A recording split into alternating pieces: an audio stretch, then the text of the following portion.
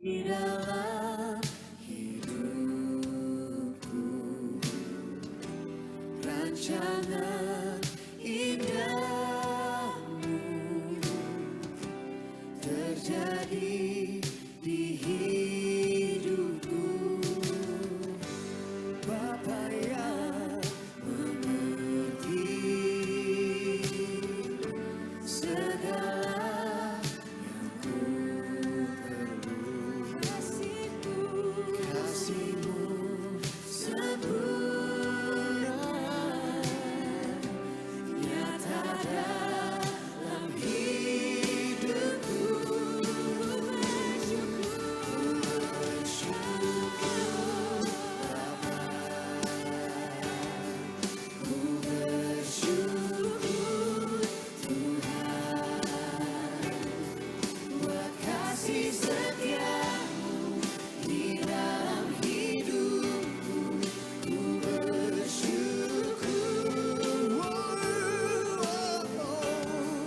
ku bersyukur Bapa, ku bersyukur Tuhan, bersyukur Tuhan buat kasih setia-Mu di dalam hidupku. Ku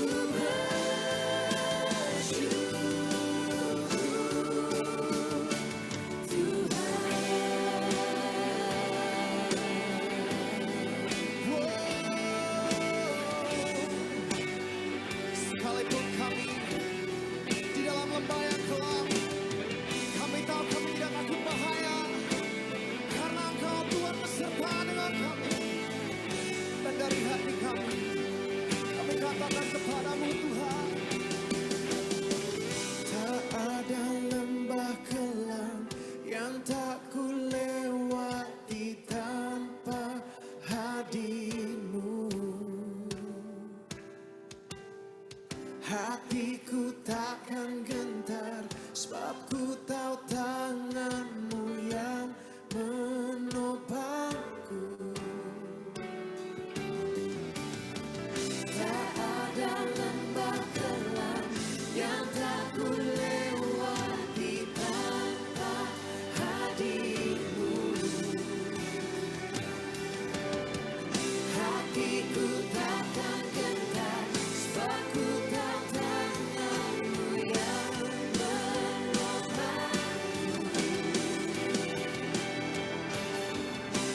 Kaulah Yesus, Kaulah Tuhan, hanya Kau ku percaya. Kaulah Yesus, Kaulah Tuhan, harapan hidupku.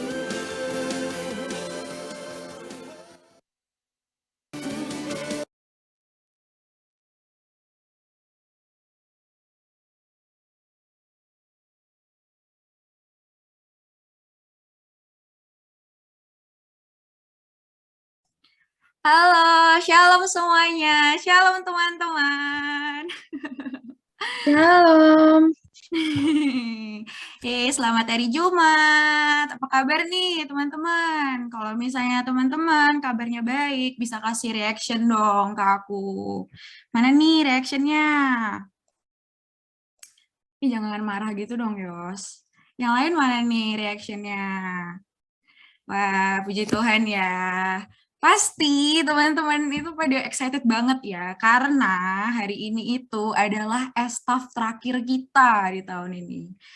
Sebenarnya agak sedih juga sih, tapi nggak apa-apa, karena hari ini kita ditemani oleh MC terkeren sedunia, namanya Holly.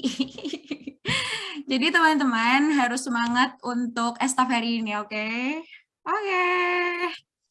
Nah, seperti biasa, sebelum kita memulai ibadah, aku mau cek dan recheck dulu nih sama teman-teman. Aku mau milih 2 orang beruntung yang berkesempatan buat bincang-bincang nih sama aku. Oke?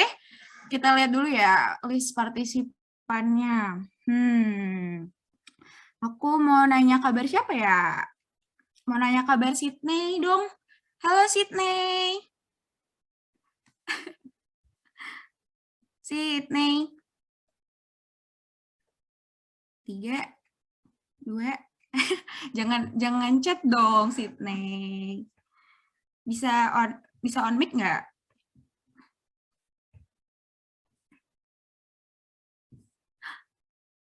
Ya. Halo, Sydney?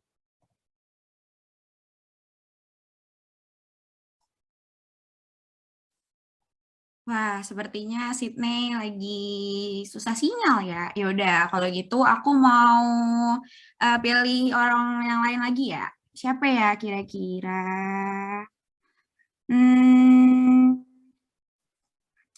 Aku mau nanya Edwin deh, Edwin. Halo Edwin. Ih, kok nggak ada yang jawab sih? Jawab dong guys. Ada Edwin?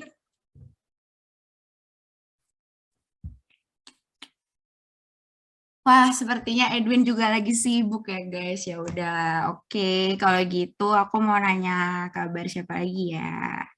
Kabarnya kabarnya Afner deh. Halo Afner. Halo Hol, Akhirnya ada yang jawab juga. Gimana kabarnya Afner? puji Tuhan, baik. Gimana Ya, kabarnya Hol? wih, Kayak luar baik ya? biasa. Luar Iya, biasa. baik dong. Of course, of course. Nah, gimana nih kuliahnya Afner? Lagi sibuk kah? Eh, Sebenarnya nggak sibuk sih, udah lewat lah masa sibuknya kemarin. Penyusunan Oh. proposal. Mhm. Sekarang paling tinggal persiapan sempro sama ngerjain Wis. KP gitu lah. Wah, Itulah, keren Hol. banget ya. Oh, berarti kalau UAS masih ada lagi nggak, Ner? Masih sih 3 Ya. matkul ya. Iya 3 Hmm. matkul. Udah seberapa siap nih, Afner, untuk ikutin UAS? Kan bentar lagi ya. Kapan sih UAS, guys? Aku lupa Kayak deh. 1 Kapan? minggu lagi ya? Atau 2 minggu lagi? Tanggal 6 ya? Kayak 2 minggu lagi deh. Iya. Oh iya, gimana? Belum ada Siap. persiapan sih. Belum ada persiapan ya. Oke, Iya. nggak apa-apa.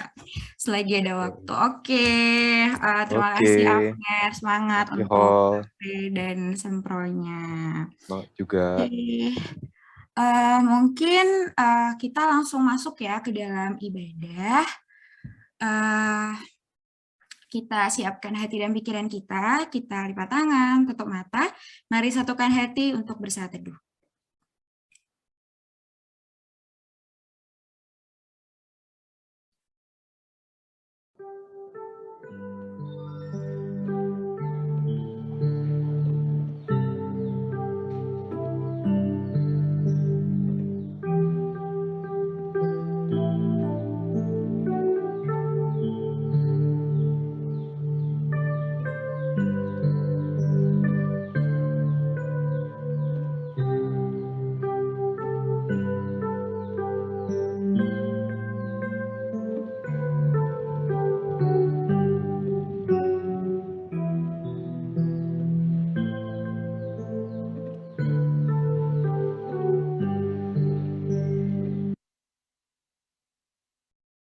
Saat teduh selesai, dalam mengikuti Tuhan, kita diajarkan untuk menyerahkan diri dan berserah penuh.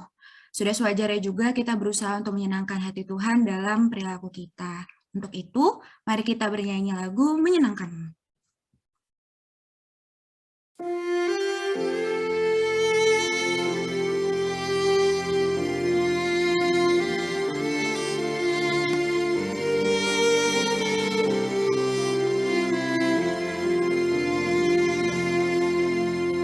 Tuhan, ku mau menyenangkan-Mu.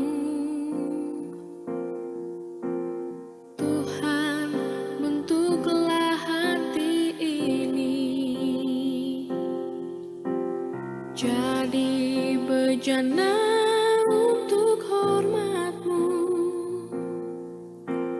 cemerlang bagai emas murni. Tuhan, ku serahkan hatiku,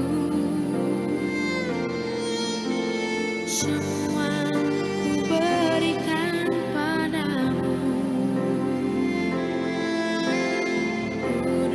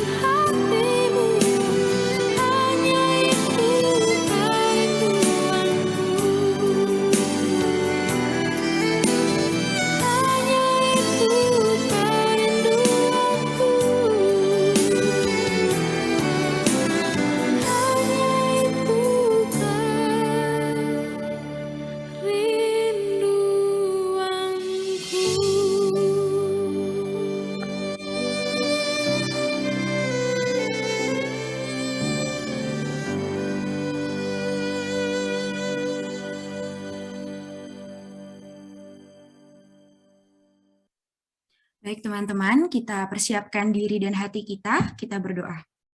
Selamat sore ya Bapak, terima kasih atas berkat dan rahmat-Mu Tuhan. Kami mengucap syukur, Tuhan memberikan kami kesehatan, Tuhan memberikan kami semangat Tuhan, sehingga hari ini kami dapat datang berkumpul di estaf terakhir di tahun ini. Tuhan Yesus, Tuhan yang berkati kelancaran ibadah kami ini Tuhan, dari awal, pertengahan, hingga akhir. Tuhan berkati koneksi kami juga Tuhan, agar kami dapat menikmati ibadah ini dengan baik. Tuhan Yesus juga Tuhan yang berkati untuk tim pelayan maupun kepada Kak Chandra yang akan memberitakan firman-Mu Tuhan, sehingga apa yang keluar dari mulutnya juga adalah rancangan damai sejahtera. Terima kasih Tuhan Yesus, terpujilah nama-Mu. Dalam nama Yesus kami berdoa dan mengucap syukur. Amin. Baik teman-teman, untuk membangkitkan semangat kita lebih lagi, mari kita bernyanyi lagu Ku Diberi Kuasa.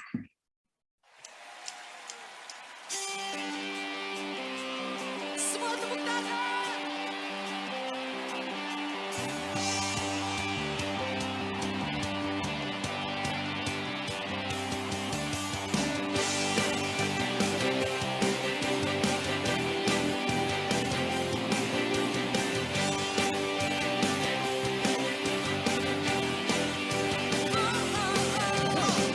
Diberi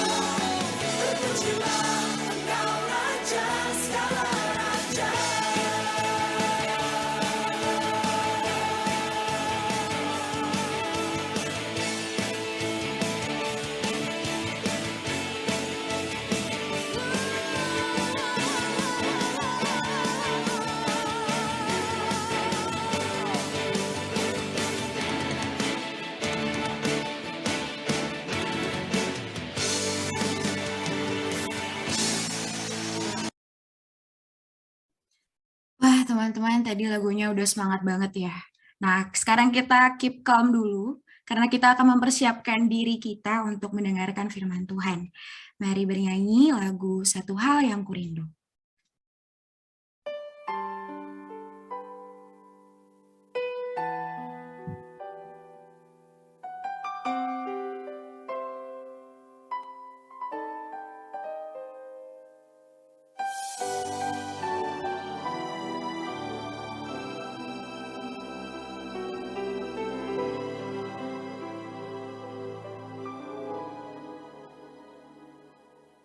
Satu hal yang ku rindu,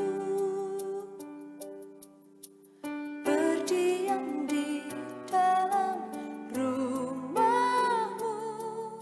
Satu hal yang ku pinta, menikmati bait-Mu Tuhan. Satu hal yang ku rindu, berdiam di dalam rumahmu. Satu hal yang ku pinta, menikmati bait-Mu Tuhan. Lebih baik satu hari di pelataran-Mu daripada 1000 hari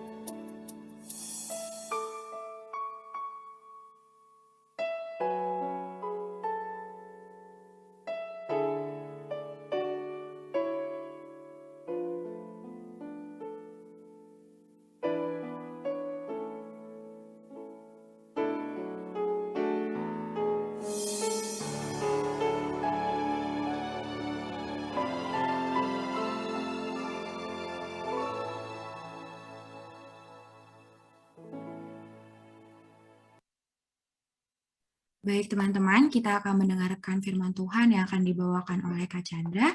Kepada Kak Chandra kami persilakan. Baik, terima kasih. Mari kita berdoa. Tuhan, kami bersyukur Bapa di surga, di kesempatan di dalam persekutuan di semester terakhir, kami boleh bersama-sama kembali Tuhan, rindu untuk dibekali oleh firman Tuhan melalui persekutuan estaf UGM ini. Tuhan, kami bersyukur, kami masih diberikan perangkat, kami masih diberikan signal, kami masih diberikan gadget yang memungkinkan kami bisa connect satu dengan yang lain. Tapi yang terpenting Tuhan yang kami rindukan, agar hati kami connect dengan Engkau ya Tuhan. Hati kami connect dengan pimpinan roh-Mu. Sehingga Tuhan, apa yang kami saat ini lakukan, ibadah kami, pujian kami, doa kami, perenungan kami, sungguh Tuhan berkenan di hadapan Tuhan. Bapa di surga, berkati perenungan firman Tuhan dalam beberapa saat ke depan. Kau pakai hamba-Mu yang tidak sempurna ini. Tuhan sempurnakan apa yang sudah dipersiapkan tentang tema kedewasaan rohani. Biarlah kami sendiri, termasuk hamba-Mu, juga boleh belajar dari firman-Mu. Terpujilah Engkau ya Tuhan. Di dalam nama Yesus Kristus kami berdoa dan mengucap syukur. Amin. Selamat sore, shalom untuk kakak-kakak, Kak Niken, Kak Welin, juga MC kita yang sangat semangat ya, Holy. Itu telah mengantar kita, mempersiapkan hati kita masuk di dalam momen pada saat ini untuk perenungan firman Tuhan. Tema yang diberikan untuk kita renungkan di dalam persekutuan terakhir di semester ini adalah kedewasaan rohani. Nah, tentu bicara tentang kedewasaan rohani ini bukan satu hal yang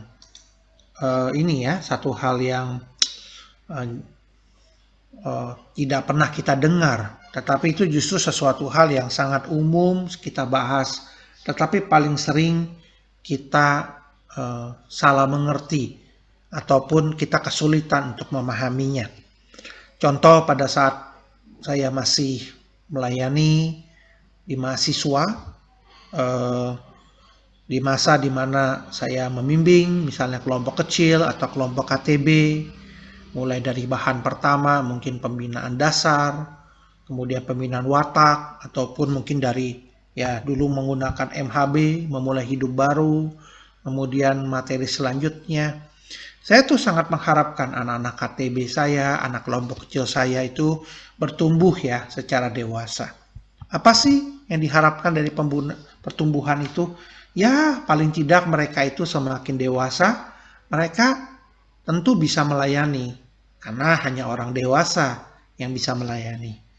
Tapi tidak jarang yang ditemui adalah sebaliknya.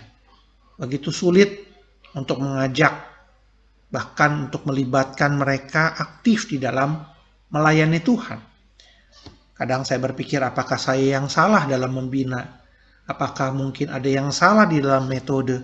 Dan saya rasa hal tersebut setelah saya cross check dengan beberapa rekan-rekan sepelayanan dan di beberapa kampus waktu itu di Jakarta, maka mereka juga mengalami hal yang sama.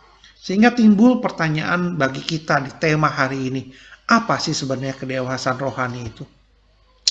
Bahkan ketika di masa saat ini di tengah pandemi yang mungkin kita sudah lewati kurang lebih 2 tahun, banyak yang lapor sama saya. Kak Chandra, saya ikut rajin, mengikuti banyak webinar. Bahkan ada yang mengatakan ikut webinar hampir setiap hari, ikut YouTube hampir setiap hari. Tetapi kalau ketika diminta untuk ikut melayani, ketika diminta untuk terlibat, begitu sulit rasanya.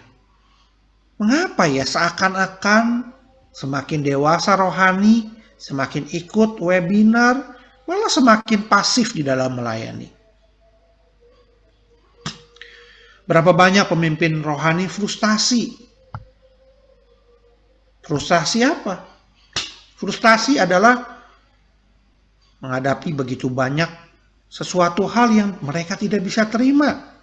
Saya bertemu dengan begitu banyak para pelayan-pelayan di kampus, pelayan-pelayan di gereja yang bertahun-tahun levelnya pemimpin, tetapi tiba-tiba mendadak menghilang.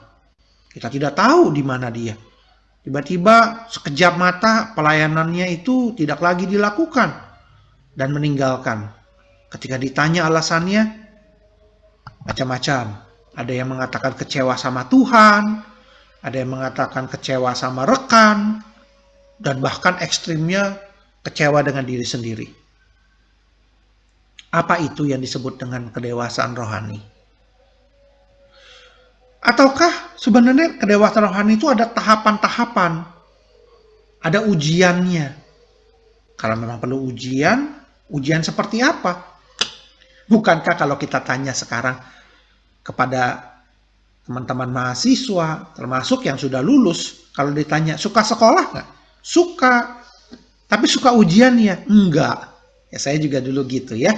Kalau ditanya, kenapa ya? Kecenderungan itu ada di dalam setiap generasi.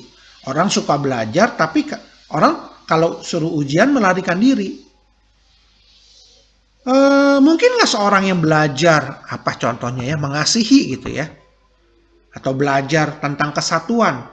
Tetapi ya itu cuma hanya belajar di dalam kamar kos gitu ya. Tidak perlu komunitas, nggak mau bergaul. Bisa terjadi nggak sih kedewasaan itu? Nah, mari kita akan masuk berdasarkan apa yang saya paparkan di bagian pendahuluan ini. Sebenarnya apa definisi daripada kedewasaan rohani itu? Teks firman Tuhan yang menjadi perenungan kita adalah Efesus pasal 4 ayat 11 sampai 16. Saya akan bacakan demikian. Dan ialah yang memberikan baik rasul-rasul maupun nabi-nabi, baik pemberita-pemberita Injil maupun gembala-gembala dan pengajar-pengajar. Ayat 12, untuk memperlengkapi orang-orang kudus. Bagi apa? Bagi pekerjaan pelayanan. Jadi untuk apa diperlengkapi? Bagi sebuah pekerjaan pelayanan. Pekerjaan pelayanan itu apa? Bagi pembangunan tubuh Kristus. Kemudian ayat 13, sampai kita semua telah mencapai kesatuan iman dan pengetahuan yang benar tentang anak Allah. Kedewasaan penuh, bukan kedewasaan yang parsial. Dengan tingkat pertumbuhan yang sesuai dengan kepenuhan Kristus. Sehingga kita bukan lagi anak-anak yang diombang-ambingkan oleh rupa-rupa angin pengajaran, oleh permainan palsu manusia, dengan kelicikan mereka yang menyesatkan. Tetapi dengan apa? Dengan teguh. Perhatikan kata ini. Jadi dengan teguh berpegang kepada kebenaran. Di dalam kasih, kita bertumbuh di dalam segala hal ke arah Dia Kristus yang adalah kepala. Daripadanya lah seluruh tubuh yang rapi tersusun dan, perhatikan, diikat menjadi satu. Satu apa? Satu tubuh, satu komunitas, satu keluarga.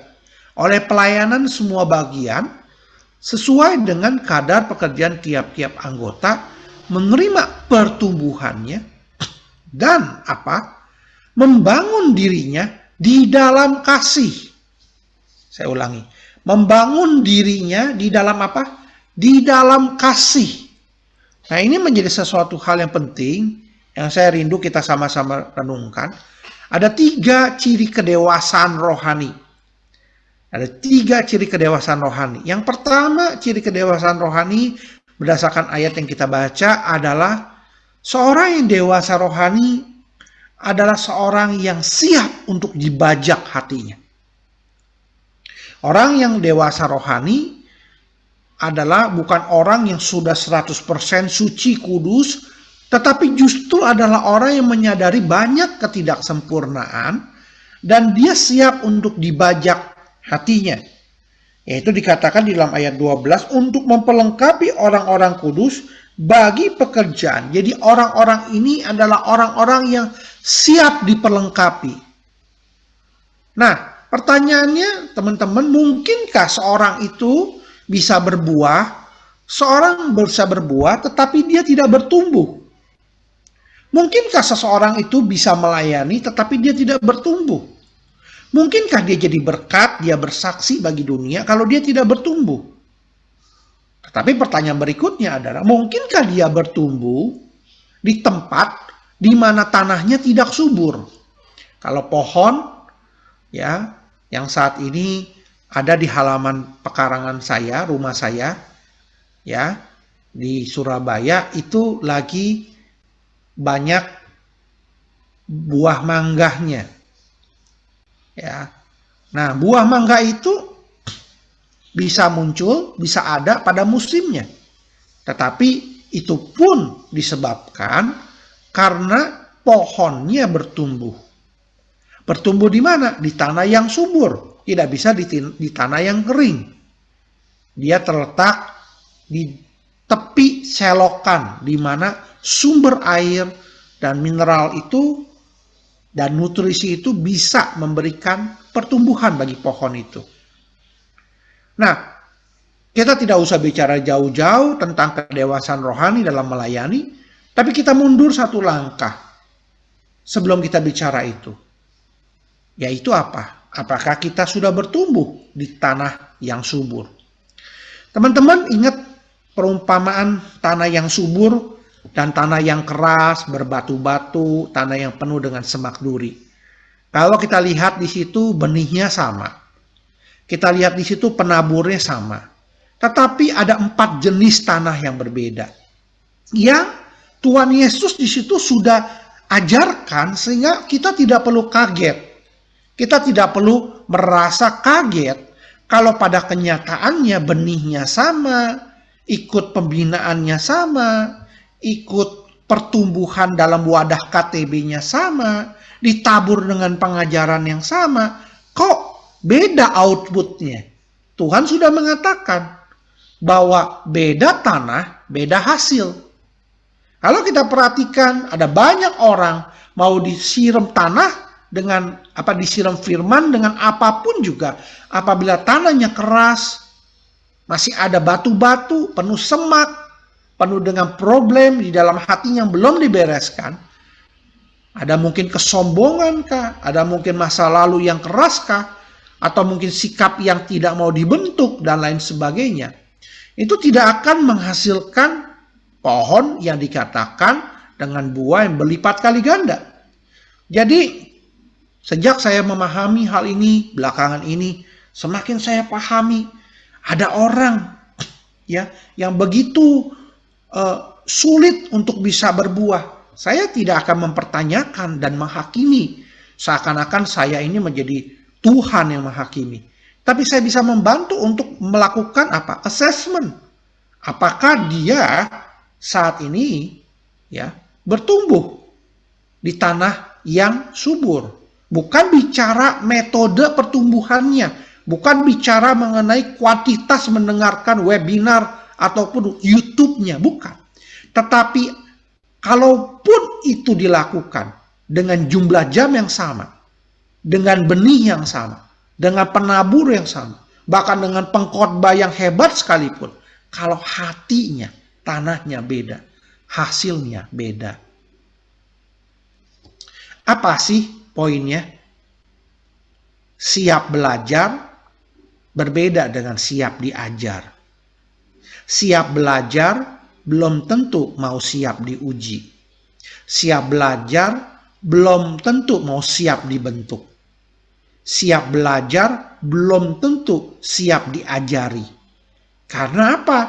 Karena siap diajar itu kita perlu menyangkal diri. Kita perlu memikul salib. Ini bagian yang gak enak. Ini bagian yang sulit. Kalau cuma sekedar belajar di depan laptop, dengar pembinaan, baca buku, berjilid-jilid, kita belajar. Tetapi kita belum diajar. Kita belum tentu dibentuk. Karena apa? Kita perlu dengan lembut hati. Kita perlu untuk siap dibajak. Kita perlu ego kita dipacul. Kita perlu untuk ditantang mengubah karakter kita. yang keras mungkin, yang auban, yang keras kepala, yang berbatu-batu, yang penuh dengan semak duri kekhawatiran, ketakutan, dan segala macam. Yang kalau andai kata tanah itu tidak digemburkan dulu, dia tidak akan siap untuk menerima benih. Dulu saya bertanya-tanya, yang dimaksud dengan tanah yang subur itu apa sih? Apakah tanah yang subur itu terjadi dengan sendirinya? Tidak. Tanah yang subur itu bisa menjadi gembur karena tanah itu mau terima dibajak, dicangkul, dikeluarin batu-batu yang gak penting di dalam hidupnya. Baru ketika siap dia terima benih, maka pasti dia akan bertumbuh, bahkan berbuah berlipat kali ganda. Jadi seorang yang berbuah, ujung-ujungnya baru setelah itu dia pasti akan melayani. Dengan otomatis dirasakan manisnya buah mangga itu. Tetangga saya kemarin minta sama saya, boleh minta nggak? Sebab matangnya itu matang di pohon. Kalau matang di kerem, itu beda manisnya. Saya bilang silakan. Ini pohon mangganya Tuhan. Karena tumbuhnya juga dari sinar mataharinya dari Tuhan. Airnya dari Tuhan. Saya nggak menanam apa-apa. Silakan menikmati. Wah, tetangga seberang jalan, tetangga sebelah jalan, itu semua menikmati manisnya. Tidak perlu direkayasa. Saya tidak perlu tambahin gula pasir di dalamnya. Saya sendiri menikmatinya.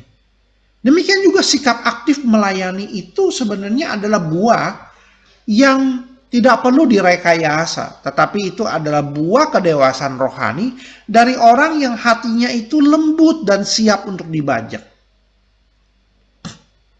Hanya orang dewasa kan kita setuju yang mampu melayani.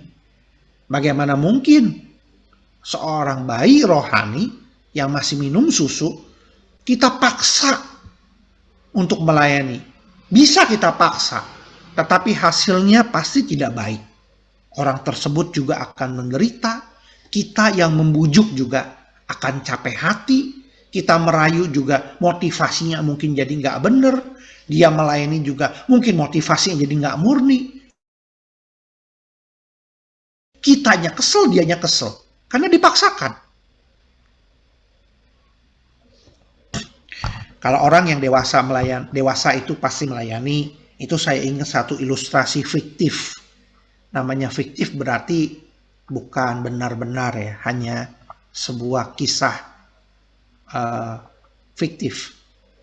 Jadi katanya para malaikat terang dan malaikat gelap di sorga dan neraka itu beda.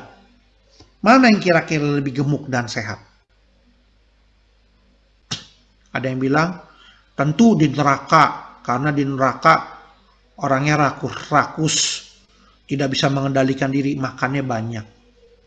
Ya, cerita ini mengatakan sebaliknya.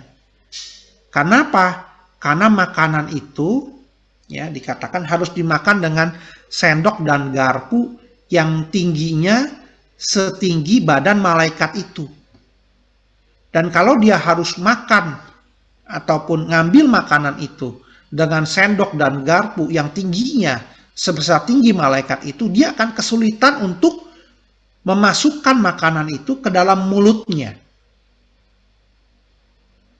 Bisa bayangkan sendok dan garpunya setinggi badan kita, lalu bagaimana kita cara makannya?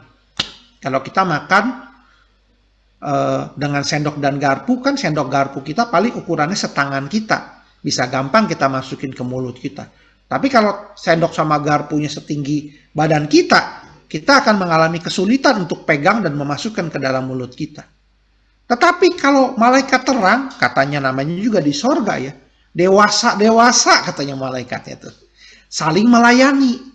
Jadi gantian, malaikat yang satu ngambil makanannya, suapin malaikat yang lain.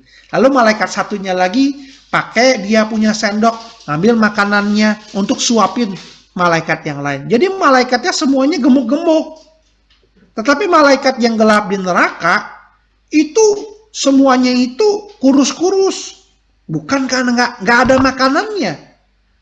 Bukan nggak ada sendok garpunya. Tetapi tidak ada kedewasaan dalam hal melayani. Ciri kedewasaan rohani yang pertama adalah siap untuk dibajak hatinya. Siap untuk dipelengkapi hidupnya. Bagi apa? Bagi pekerjaan pelayanan. Bagi pekerjaan pelayanan. Bagi pembangunan tubuh Kristus.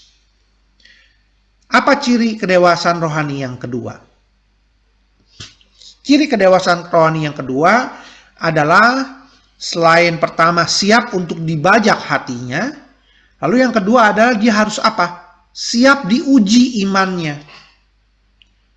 Dikatakan kita semua berada di dalam situasi di mana dunia ini akan berusaha mengombang-ambingkan iman kita dengan rupa-rupa angin pengajaran.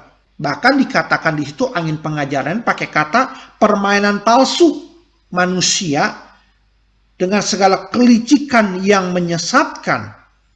Makanya orang yang dewasa rohani adalah orang yang siap diteguhkan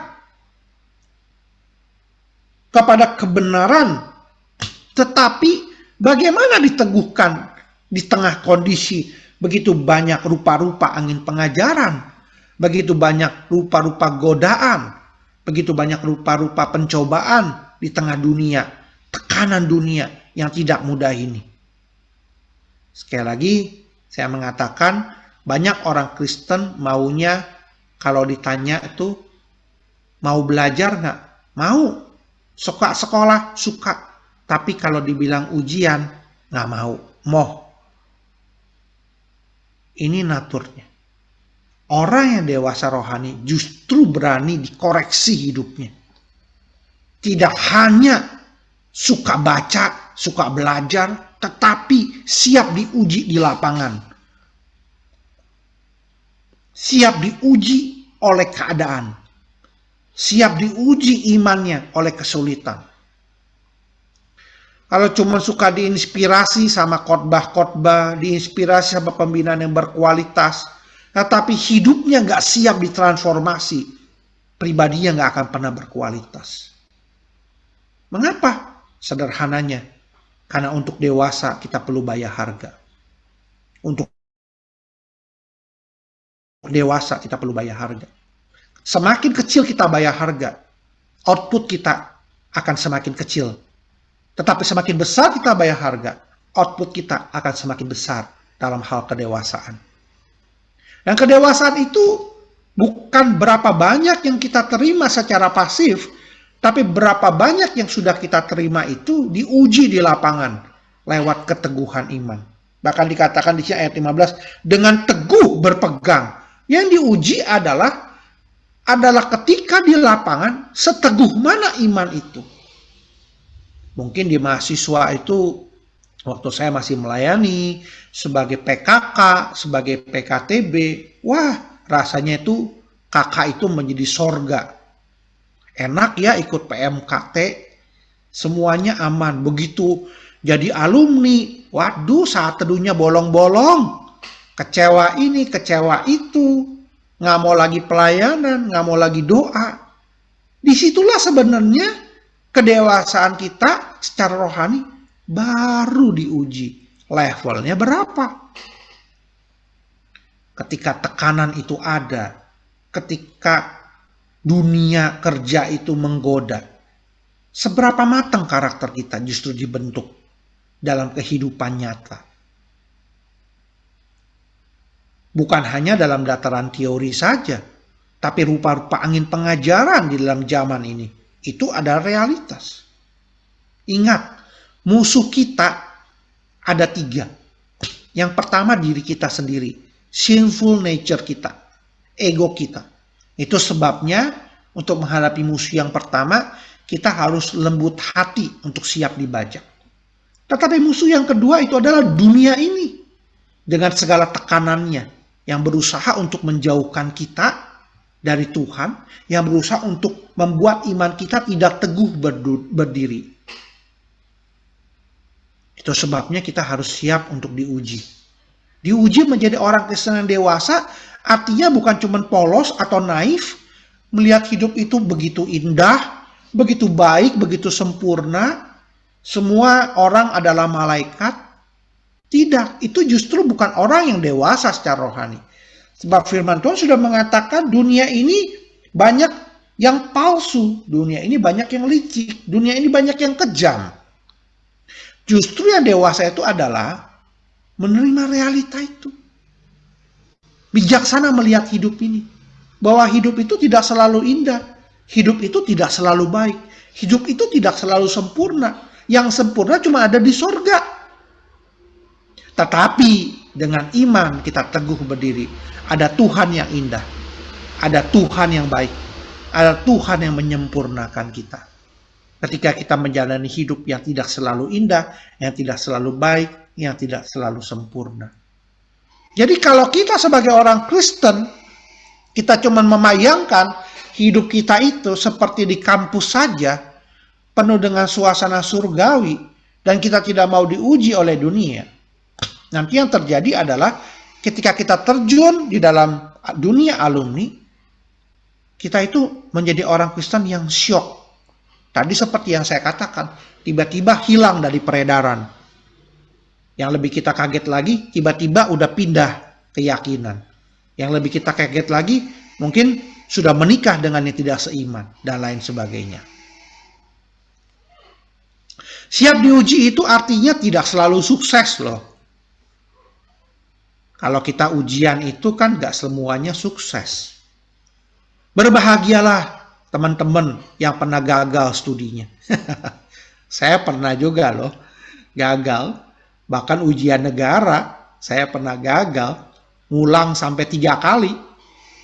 Itu mata kuliah mekanika teknik. Yang paling susah sekali saya. Itu gagal itu. Buat saya nggak masuk akal. Tetapi yang namanya hidup ya harus dijalanin. Ya akhirnya lulus juga. Loloslah. Kita bisa gagal. Dan tidak mengapa gagal. Kita nih kadang-kadang dalam dunia di era seperti ini kita itu kebanyakan virtual. Jadi nggak bisa menghadapi realita. Realita itu apa tuh? Gagal. Kalau main game kita gagal kita bisa restart. Kalau hidup gagal beda terimanya. Kedewasaan itu sebuah proses teman-teman. Kedewasaan rohani adalah sebuah proses untuk jatuh dan bangun lagi. Jadi untuk dewasa rohani, ciri-ciri pertama adalah dia itu nggak boleh adu ego, nggak boleh adu sok gitu loh. Harus lembut dulu hatinya. Nggak lembut, nggak subur, nggak gembur, percuma. Mau dikasih benih pun nggak akan tumbuh. Tapi yang kedua itu adalah ya siap gagal, kalau menurut saya. Siap diuji, siap gagal. Never give up. Karena itu realitasnya. Karena Tuhan sudah mengatakan di dunia ini roh memang penurut tetapi daging lemah. Murid-murid pun gagal untuk berdoa. Makanya Tuhan Yesus mengingatkan, berjaga-jagalah. Untuk apa? Untuk kita tidak pernah menyerah dengan realitas, untuk terus berjuang dalam proses kedewasaan rohani. Pasti teman-teman pernah dengar ilustrasi ini. Ya, ada 3 respon kalau telur, kentang, dan kopi dipanasin di dalam sebuah wajan. Kalau telur dipanasin, maka yang tadinya isinya cair, setelah dipanasin menjadi mateng dan padat.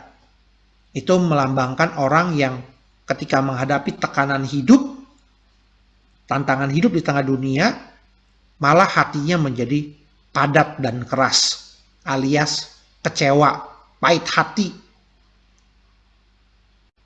Dan bisa jadi meninggalkan Tuhan. Ada juga yang seperti kentang, ketika setelah direbus, yang tadinya keras, semangat, kesannya teguh imannya, menjadi rapuh. Menjadi lembek setelah direbus kentangnya. Karena apa? Dia menjadi apatis.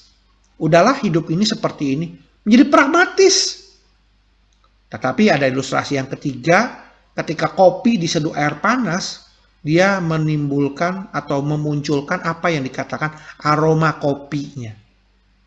kok wanginya. Dan bahkan ada yang mengatakan wanginya itu bisa menjadikan kita itu yang tadinya mungkin stres menjadi rileks. Khususnya bagi para pencinta kopi di sini.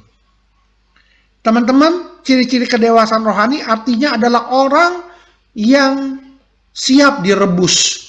Orang yang siap untuk menerima ujian. Orang yang gak lebay. Orang yang gak pamper. Orang yang gak manja. Ya, itu poin yang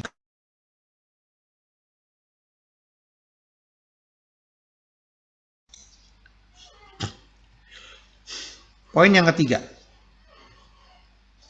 Kedewasaan rohani itu tidak hanya siap untuk dibajak, siap untuk diuji, tapi juga siap dibangun di dalam kasih. Ayat 16 itu menarik loh teman-teman. Dikatakan orang yang sungguh dewasa, itu dia siap menjadi satuan daripada kesatuan. Rapi tersusun, diikat menjadi satu, dan membangun dirinya di dalam kasih. Kedewasaan itu tidak berdiri sendiri. Kedewasaan itu dikatakan tersusun rapi, diikat menjadi satu, dan siap dibangun di dalam kasih.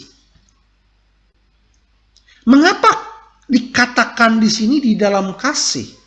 Sebab satu bangunan yang akan dibangun oleh kita, oleh pisang-pisang yang tidak lurus ini, yang bengkok ini, tentu banyak kekurangannya. Kalau kita tidak belajar mengampuni di dalam kasih, kita tidak akan bisa dikatakan rapi tersusun. Bagaimana mungkin orang yang sudah mengalami kerusakan total karena dosa, memiliki karakter buruk karena dosa, itu bisa rapi tersusun, nggak masuk akal. Ini sesuatu hal yang hanya bisa terjadi rapi tersusun karena diikat. Dia bisa tersusun karena diikat. Apa yang mengikat? Pengampunan. Kalau dia tidak mau diikat dengan pengampunan, ya dia belum dewasa. Hanya orang dewasa yang bisa mengampuni. Orang yang belum dewasa itu ngamuk. Tahu ketemu orang ngamuk, ngambek. Kalau yang maunya nggak diturutin, ngamuk. Prinsip untuk belajar mengasihi itu tidak bisa sendiri pokoknya. Intinya saya mau tekan gitu.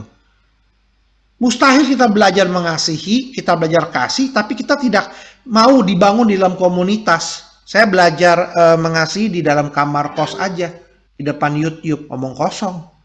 Yang mau dikasih siapa? Diri sendiri. Mengasihi itu butuh objek. Tuhan aja Allah Tritunggal pribadi tiga. Ada 3 pribadi. Untuk membuktikan Allah itu kasih. Dan tidak berdiri sendiri. Nah, kalau kita menjadi orang Kristen yang dikatakan hebat dengan diri sendiri, ada yang salah dalam prinsip kedewasaan rohani. Ciri orang yang dewasa rohani justru terlihat ketika konflik terjadi. Konflik itu tidak mungkin dihindari.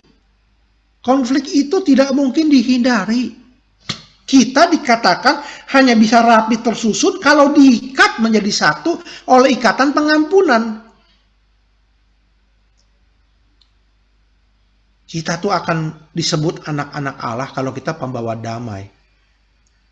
Dan bukan pembawa keonaran. Dan dasar ini menjadi dasar ciri khas yang ketiga bagi saya. Seorang yang dewasa rohani itu bukan hanya orang yang hatinya tuh lembut, gembur, siap dibajak. Bukan hanya dia juga siap diuji, tidak takut akan kesulitan. Tapi juga yang terpenting, yang paling sulit di sini adalah dia siap dibangun dalam hal mengasihi dan mengampuni. Membangun hidupnya itu di dalam keautentikan, bukan di dalam kefasikan. Membangun dirinya itu di dalam keautentikan, bukan kemunafikan. Susah kita itu hidup bersama kalau pakai topeng. akan mudah bagi kita untuk hidup bersama di dalam keautentikan. Tetapi masalah keautentikan itu muncul, pasti akan terjadi konflik. Nah, disitulah kasih dibutuhkan dan pengampunan dibutuhkan. Untuk apa sih? Ya udah saling menerima satu dengan yang lain. Tidak ada yang sempurna di dunia ini. Yang sempurna cuma Tuhan Yesus. Orang dewasa, puncaknya ya pengajaran kasih ini. Walau tidak mudah untuk mengampuni, tapi bedakan dengan orang yang memang sudah mengeraskan hati, tidak mau belajar mengampuni. Itu artinya dia tidak siap untuk poin ketiga ini, dibangun di dalam kasih. Kalau dikatakan mengampuni itu gampang, omong kosong. Kak Chandra, gampang mengampuni. Oh enggak, makanya kata dibangun di dalam kasih, proses itu berkelanjutan. Tetapi kalau saya mematikan diri saya tidak akan pernah mengampuni sampai saya mati di lubang kubur. Itu artinya kita sudah menstop laju kedewasaan rohani kita untuk dibangun di dalam kasih. Bagaimana kita bisa melayani orang lain jikalau kita sendiri kelelahan untuk melayani diri kita sendiri yang sedang penuh dengan kepahitan dan kemarahan karena tidak mau mengampuni? Ada yang mengatakan sama saya mau stop melayani. Kenapa kamu? Saya lelah. Saya tanya, kamu lelah apa? Saya lihat pelayanannya nggak banyak. Oh, saya tahu. Dia lelah karena dirinya sendiri.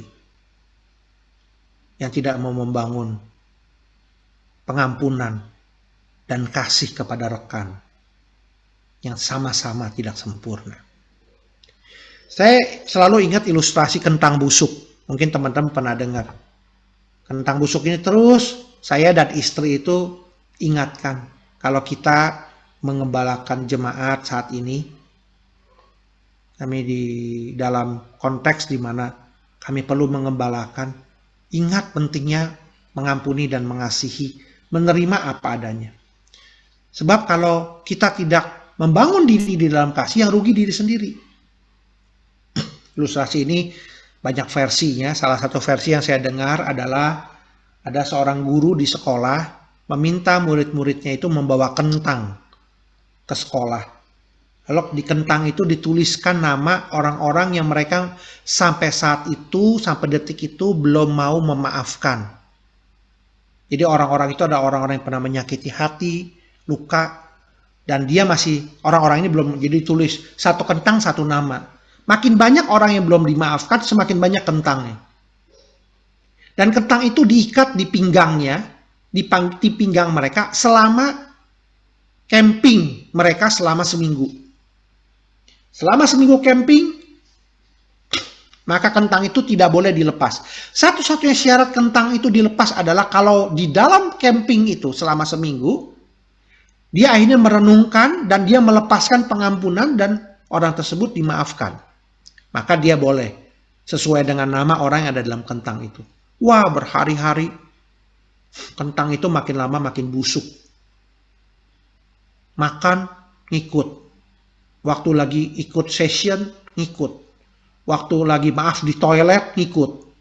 Waktu lagi tidur, ngikut. Akhirnya kentang itu begitu busuk. Sampai akhirnya apa? Begitu bau. Sampai mereka sendiri nggak bisa menikmati menit-menit di dalam hidupnya. Mau makan pun ada yang muntah karena saking baunya kentang itu. Dan siapa yang membuat bau? Bukan orang lain. Kentang yang ada di pinggang mereka masing-masing. Yaitu nama-nama yang belum dimaafkan. Itu menjadi kentang busuk yang merugikan diri kita sendiri. Dan akhirnya mereka melepaskan pengampunan dan kentang itu akhirnya dibuang dan mereka pulang sebagai pemenang. Pemenang dalam hal apa? Dalam hal melepaskan pengampunan. Jadi berdasarkan apa yang kita baca pada hari ini, bagaimana kita siap dibangun dalam satu bangunan yang rapi tersusun karena diikat oleh ikatan kasih dan pengampunan. Jadi poin ini menjadi poin yang sangat penting. Menjadi ciri Orang yang dewasa rohani adalah orang yang bisa mengerti dirinya tidak sempurna dan yang lain pun tidak sempurna. Mari kita saling mengampuni. Kesimpulan saya, pertama, apa itu 3 ciri kedewasaan rohani menurut Efesus pasal 4 ayat 11 dan 16? Ciri yang pertama adalah siap untuk dibajak hatinya. Apakah kita siap untuk dibajak hatinya? Bukan untuk menjadi tanah yang keras, tetapi menjadi tanah yang lembut. Sehingga benih itu jatuh dan tidak mati, tetapi bertumbuh dan berbuah berkali-kali lipat. Kesimpulan yang kedua, apakah kita siap untuk diuji imannya? Ingat, kita bukan tinggal di surga. Kita masih tinggal di dalam dunia yang tidak ideal, yang tidak sempurna. Kita harus menghadapi kenyataan. Iman kita akan terus mengalami tantangan. Jangan melarikan diri. Menjadi orang Kristen yang apatis, apalagi antisosial. Jadilah orang Kristen yang realistis dan siap diuji. Menjadi kopi yang beraroma. Bukan menjadi telur atau kentang yang kalah dalam kehidupan. Yang ketiga, apakah kita siap untuk dibangun di dalam kasih? Orang yang dewasa rohani tahu bagaimana mengampuni. Karena dia sadar hidup ini nobody perfect. Nobody perfect, termasuk dirinya. Tetapi hanya Tuhan dan kasih-Nya yang sempurna. Nah, kasih yang kita terima di Kalvari adalah modal kita untuk kita saling membangun di dalam kasih. Jadilah pembawa kasih, bukan pembawa onar. Karena itu adalah salah satu ciri kedewasaan yang sejati. Kiranya Tuhan memberkati kita, mempersiapkan hati kita, memasuki minggu-minggu Advent, memasuki bulan Natal. Biarlah hati kita yang mungkin sudah lama dingin, boleh dihangatkan kembali dengan kasih Allah dan pengampunan. Tuhan memberkati. Mari kita berdoa. Tuhan, biarlah kami boleh siap untuk dibajak, siap untuk diuji, dan siap untuk dibangun. Tuhan, firman Tuhan sudah disampaikan. Biar Roh Allah bekerja di dalam hati setiap kami. Dan pada akhirnya Tuhan, biarlah hidup kami boleh semakin berkenan dan memuliakan Tuhan. Sebentar lagi kami akan memasuki Natal. Mari Tuhan, kami rindu untuk mempersiapkan hati kami juga. Menyongsong Natal, menjadi palungan daripada kelahiran Juru Selamat, sumber kasih itu, yang kembali kiranya boleh menghangatkan hati kami semua. Berkati semua staf, pengurus, mahasiswa-mahasiswi, dimanapun mereka berada, khususnya di PMKT di Jogja ini. Tuhan berkati untuk kehidupan pribadi lepas pribadi kami. Dengar doa kami, di dalam nama Yesus kami berdoa dan bersyukur. Amin. Oke, terima kasih kepada Kak Chandra atas firman-Nya. Menarik sekali ya teman-teman untuk pemberitaan firman kita pada hari ini, di mana kita diajarkan tentang kedewasaan rohani ya. Yang tadi aku dapat ya dari firman ini adalah ada 3 ciri kedewasaan rohani, di mana yang pertama kita juga harus siap untuk dibajak hatinya, sadar bahwa kita itu semua tidak sempurna, dan kita juga harus mau diperlengkapi untuk pekerjaan pelayanan tubuh Kristus. Terus juga yang kedua, itu juga siap diuji imannya dan diteguhkan. Dan yang ketiga, itu siap dibangun kasihnya dalam menghadapi konflik, serta menjadi otentik. Oke, teman-teman, sekarang kita ada di sesi tanya-jawab. Untuk teman-teman yang mau bertanya langsung kepada Kak Chandra, bisa raise hand. Atau mungkin kalau malu-malu, bisa chat di kolom chat box ya. Yuk teman-teman, ada yang mau bertanya tidak?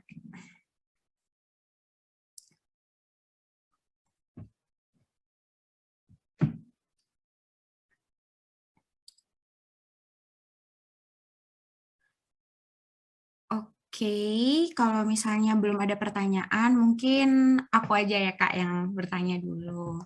Sebenarnya mau nanya ini sih Kak, menurut Kakak itu apa sih sifat yang harus dibuang, yang paling sulit untuk dibuang dari hati supaya menjadi tanah yang subur? Ini pertanyaan yang sulit sebenarnya untuk dijawab ya. Tetapi kalau saya pikir-pikir lagi, mungkin menurut saya pribadi yang paling sulit itu adalah sikap uh, self-righteous, merasa diri paling benar. Ya, seperti orang Farisi, ahli Taurat, itu mereka punya karakter itu merasa diri itu paling benar. Dan itu adalah karakter yang Tuhan terus kritik tentang bahwa diri kita ini harus belajar lebih rendah hati. Kalau kita merasa diri kita paling benar, kehendak kita yang paling benar, karakter kita yang paling sempurna, itu biasanya kita udah paling susah untuk dibentuk. Karena kita merasa udah sempurna. Karena kita merasa sudah paling hebat, paling benar. Mungkin sifat self-righteous itu, kalau menurut pribadi saya ya. Oke, terima kasih untuk jawabannya Kak. Mungkin teman-teman ada yang mau bertanya? Masih dipersilakan. Bisa langsung raise hand atau bisa chat di kolom chat box. Ayo teman-teman. Let's go, let's go. Ada yang mau bertanya?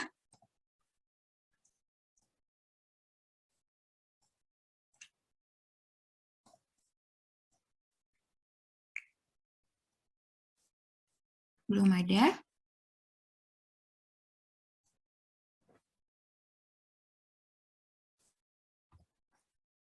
Oke. Ayo aku tunggu 30 detik lagi deh. Coba tuh ada yang mau bertanya.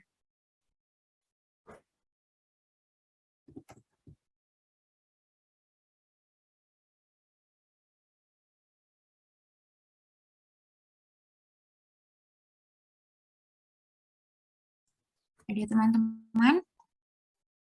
Oh, ada Afner. Dari Afner Sirait, bisa langsung Afner. Oke, shalom Kak Chandra. Suaraku kedengaran kan ya, Ho? Iya, kedengaran. Ya, Silakan. shalom Kak Chandra, teman-teman. Sebenarnya terima kasih banyak Kak untuk renungan hari ini.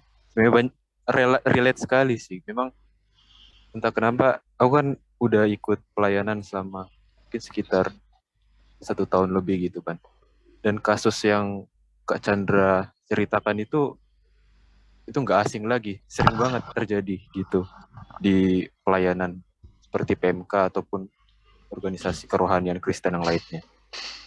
Kalau misalnya ini sih Kak, pertanyaan saya, kalau misalnya ada teman sepelayanan kita yang mungkin merasakan hal-hal yang disebutkan Kak Chandra tadi, mungkin dia kerohaniannya tiba-tiba menurun oleh karena mungkin pergumulan pribadi ataupun kekecewaannya kepada Tuhan dan lain sebagainya. Itu kira-kira menurut Kak Chandra sendiri, apa yang bisa kita lakukan sebagai teman sepelayanannya, dan juga sebenarnya apa yang perlu dilakukan oleh orang tersebut gitu Kak, untuk bisa keluar dari permasalahan itu. Itu sih Kak. Oke. Makasih Kak. Ya, makasih Afner untuk pertanyaannya. Langsung saja saya jawab. Apa yang bisa kita lakukan sebagai komunitas itu adalah sikap untuk tidak menghakimi, tetapi menerima apa adanya. Karena seringkali dengan sikap kita semakin menanyakan dan mempertanyakan, mungkin kita makin sulit untuk menolong dia. Kadang orang malu kalau merasa gagal. Kadang orang malu kalau merasa jatuh di dalam imannya. Poin kedua tadi kan siap untuk diuji imannya. Mungkin saat itu dia sedang diuji dan dia gagal. Tapi biarlah kita sebagai komunitas, sebagai teman, sebagai sahabat, kita itu bukan nambahin komentar yang menjatuhkan. Tetapi kita sekali lagi, kita mau belajar dibangun di dalam kasih. Dan kasih itu menutupi segala sesuatu. Nah, firman Tuhan mengatakan kasih itu membangun. Mari kita memberikan satu atmosfer yang membuat diri kita menjadi katalis Tuhan bagi pertumbuhan iman orang tersebut. Mungkin ya, dia lagi kecewa sama Tuhan. Mungkin dia lagi frustasi dengan tekanan hidup. Mungkin lagi ada satu hal atau dua hal yang mungkin dia malu untuk katakan. Mungkin itu pergumulan pribadi yang terlalu sensitif. Yang mungkin air matanya pun sudah kering gitu. Tidak bisa keluar lagi. Tetapi justru kalau semakin kita menunjukkan sikap menghakimi, kita seakan-akan menjadi orang yang di hadapan dia itu menghakimi dan sebagai orang yang suci atau yang benar. Akhirnya pendekatan kita harus lebih dewasa untuk menjadi teman, sahabat yang berjalan bersama, yang sama-sama juga mungkin pernah kecewa, pernah keras hati, rapuh. Kita akan manusia yang tidak sempurna. Nah, disitulah justru kita akan menolong dia. Nah, apa yang harus dilakukan oleh orang itu? Tentu orang itu harus terbuka.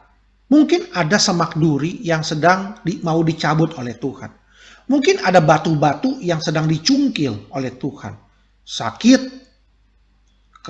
menyakitkan mungkin. Itu bisa mungkin 6 bulan, 1 tahun, bertahun-tahun. Tetapi kalau kita nggak biarkan orang tersebut, kita tidak membiarkan untuk itu diangkat, maka itu akan menghambat benih itu berakar, bertumbuh, dan akhirnya berbuah. Jadi buat pribadi orang yang sedang dibajak, maka belajar untuk bersyukur. Belajar untuk bersyukur untuk setiap peristiwa kehidupan yang Tuhan izinkan. Karena itu ujung-ujungnya Tuhan sedang menggemburkan hati kita. Nanti efeknya akan terasa. Begitu kita lembut dan membiarkan roh Tuhan untuk mengambil alih hidup kita, bukan kita yang mengontrol, tapi Roh Kudus yang mengontrol, kita akan lihat kuasa Tuhan mentransformasi hidup kita. Kita akan mengalami Tuhan yang hidup, yang gak cuma dalam dataran teori, tapi Tuhan yang hidup di dalam dataran praktek, di mana Dia mengubah hidup kita, yang tadinya jahat, yang tadinya bandit, yang tadinya kotor, yang tadinya hitam dan gelap, dirubah oleh Tuhan, menjadi semakin lama semakin berkarakter Kristus. Itu mungkin yang bisa saya sampaikan. Apakah cukup menjawab, Afner?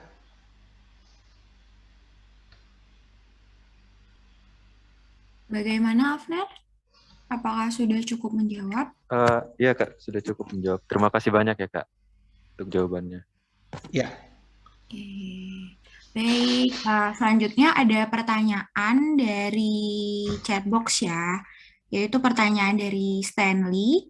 Kalau boleh tahu Kak, apa bedanya sifat self-righteous dengan percaya diri ya Kak? Bisa langsung dijawab Kak Chandra? Ya, sifat percaya diri itu adalah sifat di mana kita memiliki confidence di dalam kita melakukan sesuatu. Tapi self-righteous itu adalah sikap di mana kita merasa diri kita adalah yang paling benar.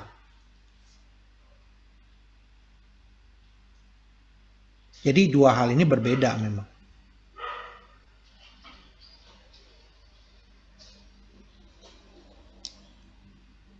Ya. Jadi self-righteous itu merasa dia adalah orang yang paling benar.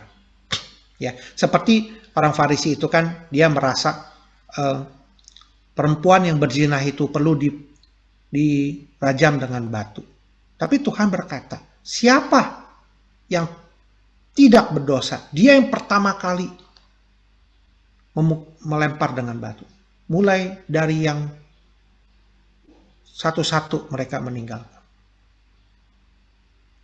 Merasa diri paling benar. Saya memberi persembahan tidak seperti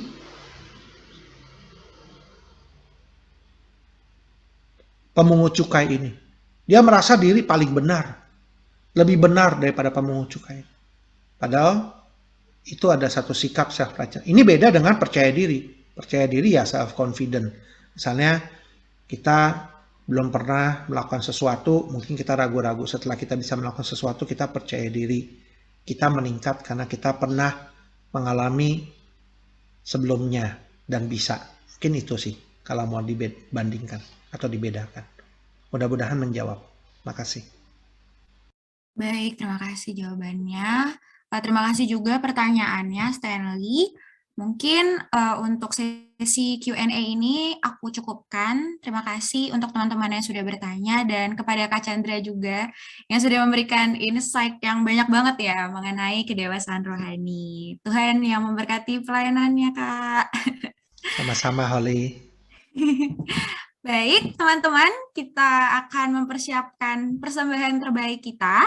Untuk itu, mari kita bernyanyi Pekerja Kristus.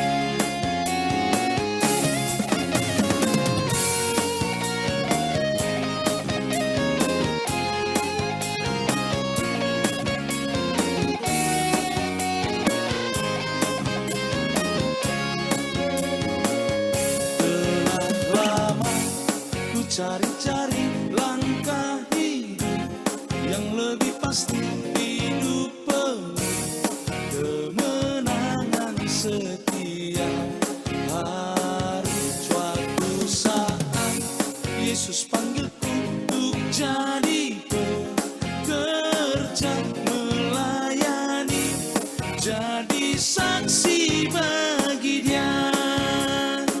Bukan sembarang pekerja, ya, Yesusku luar biasa. Ya, Dia Raja segala raja. Ya, memanggilku menuai ladangnya. Hanya anugerah semata. Ya, aku dipakai olehnya. Ya, sungguh amat istimewa menjadi pekerja Kristus yang mulia.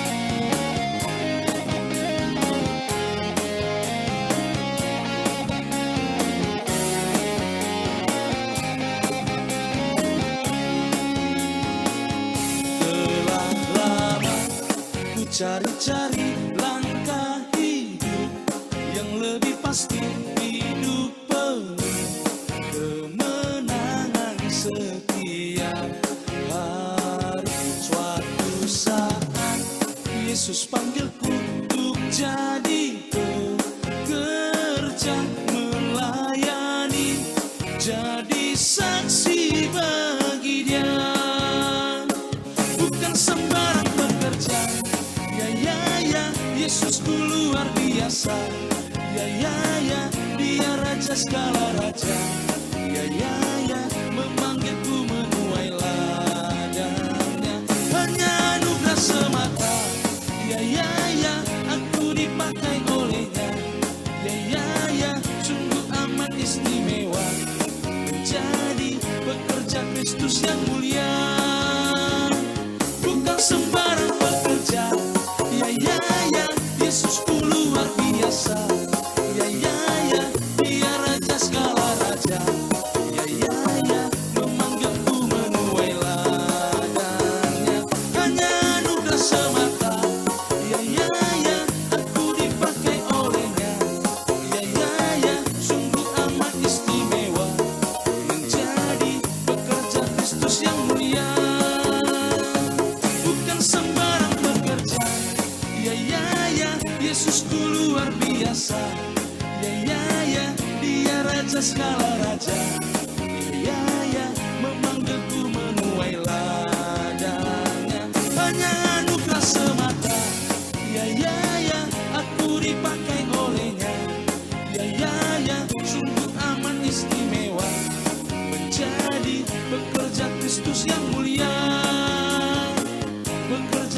Kudus yang mulia. Baik teman-teman, kita akan berdoa persembahan dan juga syafaat. Untuk Valen, kami persilakan. Oke, thank you Kak Holly. Kakak dan teman-teman, mari kita bersatu dalam doa. Ya Bapak, puji syukur kami panjatkan hanya kepadamu. Terima kasih atas penyertaan-Mu yang tak henti-hentinya dalam hidup kami. Kami juga bersyukur karena estaf pada hari ini dapat berjalan dengan lancar sampai dengan saat ini. Ya Bapak, saat ini kami akan memasuki minggu UAS. Tolong sertai dan dampingi kami agar dapat fokus dalam belajar. Kami juga berdoa untuk kakak kami yang sedang menjalani skripsi, capstone, maupun sidang agar dilancarkan hingga selesai dengan baik. Ya Bapak, kami yang berdoa untuk bangsa dan negara kami agar diberi hikmat dalam menjalankan pemerintahan, Aku merasa berdoa sambil berdoa. juga dalam pemulihan COVID-19 agar dapat segera selesai dengan pulih. Begitu juga dengan dilaksanakannya kuliah hybrid yang sedang berlangsung agar bisa berjalan dengan baik. Kami berdoa khususnya teman-teman yang berulang tahun di bulan ini, berkatilah agar hari-hari mereka dipenuhi dengan kebahagiaan serta sukacita dengan bertambahnya 1 tahun ini ya Bapak. Juga program kerja PMKT yang sedang berjalan maupun yang akan berlangsung, tolong Bapak sertai agar dapat selesai dengan baik dan menjadi berkat bagi orang lain.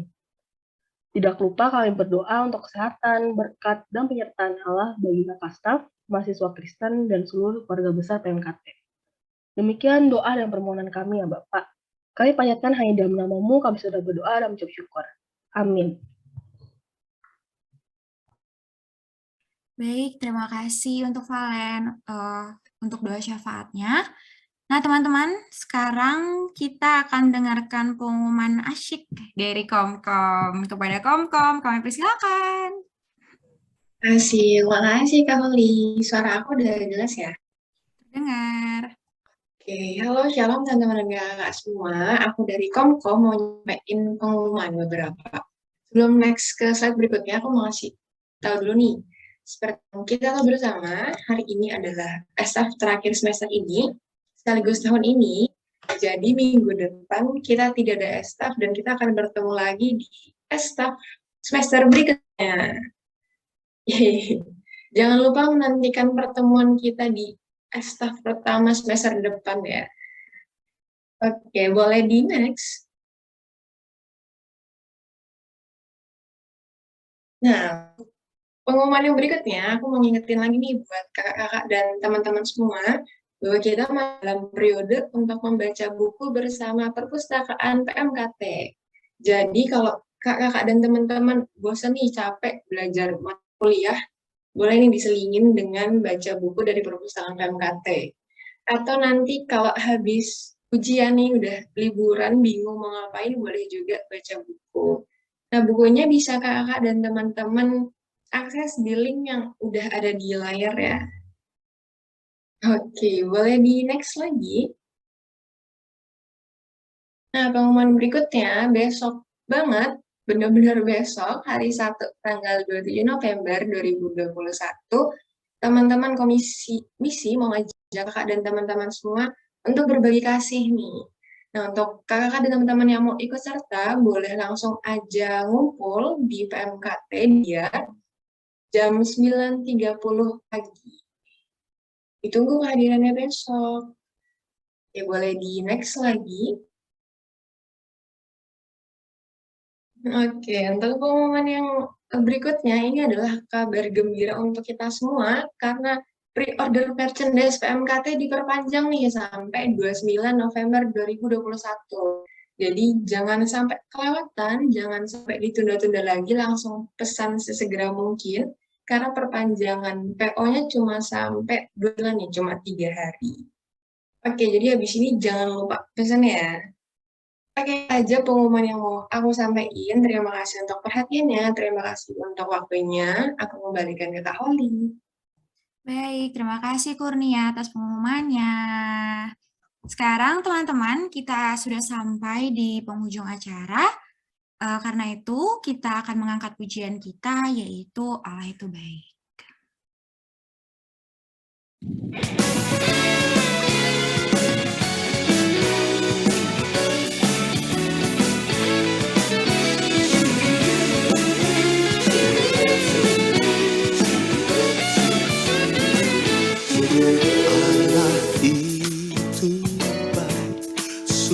baik bagiku, ditunjukkannya kasih setianya.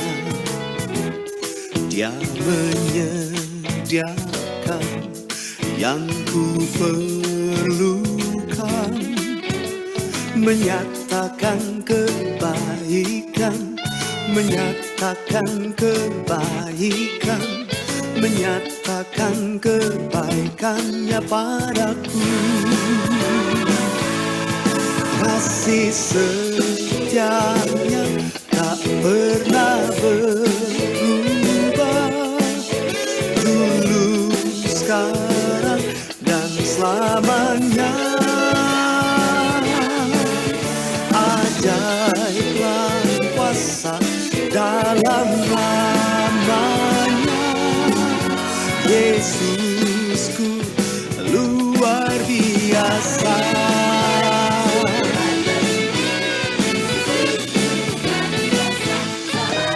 Allah itu baik, sungguh baik bagiku, ditunjukkannya kasih setianya. Dia menyediakan yang ku perlukan, menyatakan kebaikan, menyatakan kebaikan, menyatakan kebaikannya padaku. Oh, kasih setianya tak pernah berubah, dulu, sekarang, dan selamanya. Ajaiblah kuasa dalam namanya, Yesusku luar biasa. Kasih setianya tak pernah berubah, dulu, sekarang, dan selamanya. Ajaiblah kuasa dalam namanya, Yesusku luar biasa. Yesusku luar biasa. Yesusku